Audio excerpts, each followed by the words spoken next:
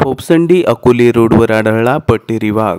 आतापर्यंत अकोले तालुक्यात मोठ्या प्रमाणात बिबट्यांचा संचार आढळून येत असे, परंतु जवळजवळ पहिल्यांदाच पट्टेरी वाघ आढळून आल्याने अकोले तालुक्याच्या जैवविविधतेत अजून भर पडली आहे।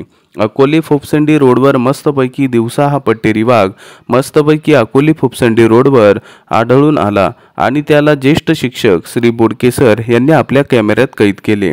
पट्टेरी वाघ पाहण्याकरता व्याघ्र प्रकल्पांमध्ये तसेच ताडोबा अभयारण्यात जाण्याची गरज आता उरली नाही।